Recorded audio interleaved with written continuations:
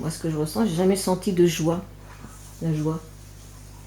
Je peux sentir le silence. Le silence, c'est quand même la paix, le silence. Mais la joie, et j'ai une aspiration à la joie pure, hein, la joie dite sans objet. Mais bon, elle ne m'a pas visité. Laisse tomber ça. Le silence est joie. Ouais. Mais à la fois, j'entends ce que tu dis. Et à la fois, j'ai envie de te dire, laisse tomber aussi, parce que dès que tu recherches, ça, tu vois, ça empêche l'émergence de cela. Ça me rend triste. Voilà. Ça me rend triste de sentir qu'il n'y a pas de joie. Donc le contact ne peut se faire, tu vois. Waouh, quel dommage, quel dommage, quel dommage. Ouais. C'est ça qui bloque. Exactement. C'est va dans l'autre sens. Regarde, mais qu'est-ce que ça peut faire? Je sens le silence. Regarde ce qu'on vient de dire. On peut changer les mots selon la personne, enfin l'organisme d'où ça émane, le mot va être différent, mais c'est la même chose. Et c'est ce qu'on vient de dire. Le silence est paix, est joie, est vie, est amour, c'est la même chose. Tu as une idée de ce qu'est la joie? Non, c'est un enthousiasme. Oui. Ah, ça c'est autre chose d'enthousiasme. L'enthousiasme c'est émotionnel. Ah bon? La joie pure n'est pas enthousiaste. Non, mais je dis... Comment? La joie pure n'est pas enthousiaste. C'est pas la même chose. Oui. L'enthousiasme, c'est émotionnel. C'est enthousiasme pour quelque chose. Oui, j'entends ce que tu dis. Tu veux dire que tu n'as pas d'enthousiasme dans la vie? Non, elle parle d'un élan aussi. Pas beaucoup. Avant, j'en avais, mais moi aussi, ça commence à s'en aller. Mais tous les deux, par contre, elle dit qu'elle ne ressent pas de joie, mais... Parce que souvent qu'on est très joyeux, hein, tous les deux. Alors c'est la joie émotionnelle peut-être. Oui, c'est ok, la joie d'être ensemble, mais... Oui. Bon, mais la joie... Bon, j'enlève pas ça, mais la joie pure, la joie... Qu'est-ce que t'appelles la joie pure? Oui, qu'est-ce que tu sais? Qu'est-ce que t'en sais? Sans cause. Un débordement de vie, voilà, quelque chose qui déborde, qui ne m'appartient pas, mais qui se manifeste. Une intensité. À travers le corps, à travers le cœur. Tu as une idée que la joie sans cause est intense. Celle-là, tu peux la laisser tomber. Voilà. Et d'où vient cette idée? De ce que tu as lu, de ce que tu as entendu, de gens qui sont éveillés, qui parlent de joie. Voilà. Je crois qu'en sortant d'ici, on va arrêter de chercher. Quand des gens d'ici, quand nous ici, on parle d'amour ou de joie, etc., c'est pas ce que tu crois. Même si on emploie des mots d'intensité ou des choses comme ça, c'est pas l'intensité à laquelle tu fais référence. Quand je te dis qu'il n'y a que de l'amour, on pourrait dire qu'il y a une intensité d'amour extraordinaire, il n'y a que ça. Tu vois, c'est comme... C'est pas dans ce sens-là. C'est une intensité en ce sens qu'il n'y a rien d'autre. C'est pas une intensité en termes d'explosion émotionnelle, enfin personnelle. Personnel. Particulier. Tu vois, c'est une douceur. C'est comme une eau tranquille. L'amour le plus intense, c'est une eau tranquille. C'est pas un débordement. Tu vois. Et la joie intense, mais c'est tellement doux que tu peux même pas le percevoir. Et pourtant, il y a une intensité dedans. Mais évidemment, non, parce qu'il y a que ça. Il y a une interprétation de ce qu'est l'intensité. Donc, tout de suite, quand c'est mentalisé, intense, donc c'est ressenti, c'est repris personnellement, c'est ressenti très fort dans le corps, etc. Voilà. Non, c'est pas ainsi. C'est le mot intensité qui est mal entendu. Ouais.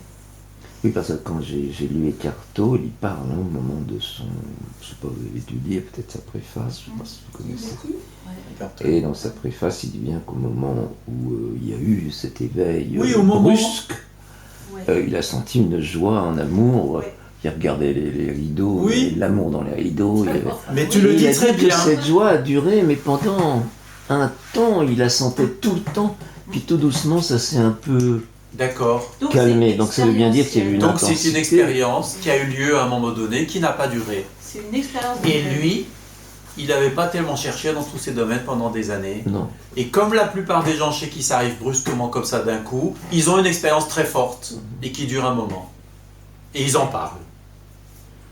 Ça fait un tel contraste. Et tous les autres qui ont cheminé longtemps, la plupart du temps, ça arrive.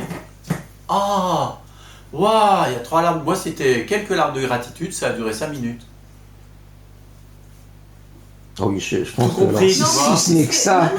Non, mais ce qui est intéressant... L'expérience qui se passe au moment de l'éveil, ce n'est qu'une expérience. L'éveil est en amont. On peut faire des expériences j'en ai eu après aussi, tu vois, des expériences d'amour, je suis tout ça, je suis tout, c'est l'amour parfait, enfin, intense, c'est une expérience d'éveil qui vient ancrer ce que l'on sait, mais ce n'est qu'une expérience. Qui vient révéler parfois d'autres choses. Et des fois, il peut y avoir une expérience d'éveil. Moi, j'en ai eu une à 28 ans qui a été saisissante, écrasante. Oui. Bon, pendant quelques jours, il y a eu vraiment des inspirations, enfin, tout me parlait. Oui, tout à fait. Bon, ce silence écrasant, aucune pensée ne pouvait rentrer dans ce silence. Et puis, lors de la joie, hein, je sortais, tout me parlait, hein, les arbres, les mouches, enfin tout. Et tu imagines que l'éveil, c'est ressentir ça tout de suite, ça tout et le voilà, temps. et ça a duré disons, 10 jours de... Et puis voilà, puis après la vie, elle est revenue. Donc ça a été terrible. Ben oui, parce qu'il y a souvent confusion. C'est pour ça qu'il ne faut pas trop raconter, parce que ça crée de l'envie. Les gens disent, merde, moi j'ai pas vécu ça. Mais non, mais le problème, c'est ça. Moi aussi, j'ai vécu une expérience mystique très forte en 1984, mais vraiment, qui a changé ma vie, je veux dire. Oui, mais c'est bien, ça a changé ta vie. Mais sauf que quand ça s'est... Enfin, déjà, bien sûr, l'expérience a pris fin. Après, c'est sûr, il y a eu des conséquences pendant 16 ans, mais le jour où ça s'est arrêté, bonjour les dégâts. Mais surtout, c'est qu'une expérience. Et surtout, je me suis accroché, j'ai cru que l'éveil, c'était ça. Et que donc, tant que j'avais pas au moins cette intensité-là, puisque ça, c'était pas l'éveil, forcément l'éveil, c'était encore au moins s'y faire plutôt plus fort. Tant que j'avais pas au moins l'intensité de cette expérience mystique, c'était pas l'éveil. Comment veux-tu que l'éveil arrive un jour? Lui, il est juste tout doux, tout tranquille, tout naturel. C'est réaliser ce que tu es. Comment veux-tu que ce soit... C'est juste ce que tu es. Enfin, tu as été préparé. C'est une simplicité. L'expérience mystique, tu as peut-être été préparé à ça. Mais j'en sais rien. Mais ce qu'il y a de sûr, c'est que ça a freiné la réalisation. Oui, c'est dans l'autre sens. À un moment donné. Ça a freiné la réalisation. Parce que j'avais des idées de ce qu'était l'éveil. Mais l'éveil, c'est pas ça. L'éveil n'est pas une expérience. Ces expériences, on a l'impression qu'elles viennent d'un autre plan quand même. Ah oui, moi j'ai eu mais ce n'est qu'une expérience. L'éveil n'est pas une expérience. Oui. Et entends ça. L'éveil n'est pas une expérience. Tu peux faire des expériences dramatiques et des expériences extraordinaires. Ce ne sont que des expériences l'un comme l'autre. Oui, mais... L'éveil, c'est ce que tu es. C'est ce que tu es en amont de toute expérience. C'est-à-dire, tu as vécu ça. Au sein de quoi cette expérience extraordinaire est apparue? Il y avait un silence. Au sein... Alors, tu es le silence. Au sein de quoi même le silence est-il apparu? Au sein de quoi le silence est-il Mais oui, tu en as conscience du silence. Il est connu le silence. Au sein de quoi le silence est-il apparu? C'est encore un objet alors? Mais oui! Ah bon? L'expérience. Toute expérience est un objet. Tout ce qui peut être connu est un objet. C'est le je suis. Ah oui, d'accord. Oui. Oui, d'accord. Non, parce que dans cette expérience, il y a eu un tremblement de terre. Tremblement de terre. Et le corps, j'ai l'impression que j'allais mourir. Et tout s'est mis à tourner. Je veux dire, il n'y avait plus de matière, il y avait une énergie incroyable qui tournait dans la pièce. Il n'y avait plus que de l'énergie, il n'y avait plus rien de solide, même le corps. Oui. Donc ça a été... Et c'est une énergie d'amour ou pas? Après, c'est-à-dire, au moment là, le corps haletait, j'ai l'impression que j'allais mourir. Et à un moment, ça s'est calmé. Il y a eu déjà des lumières, il y a eu des musiques aussi, une musique des sphères, genre des milliers d'orchestres qui ont vraiment retenti.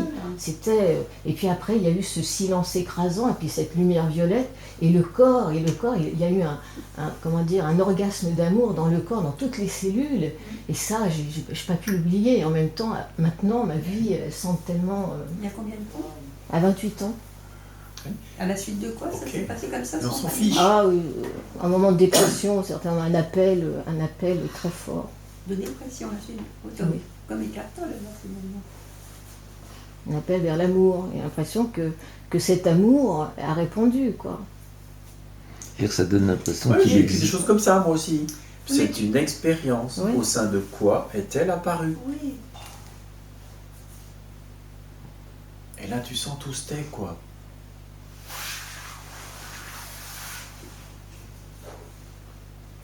Le regard se tourne vers autre chose. Il se tourne vers sa source.